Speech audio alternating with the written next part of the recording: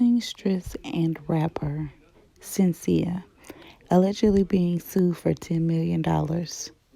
Apparently, she's used a 1999 hit from another Caribbean artist producer for her new album or single Lick featuring Megan Thee Stallion. But not only that, she says that she masturbates on airplanes with her lip gloss, allegedly. That's gross. Nonetheless,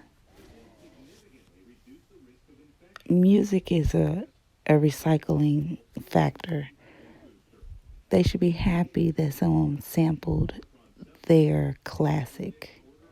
Now, if she did disgrace to the song, then I understand.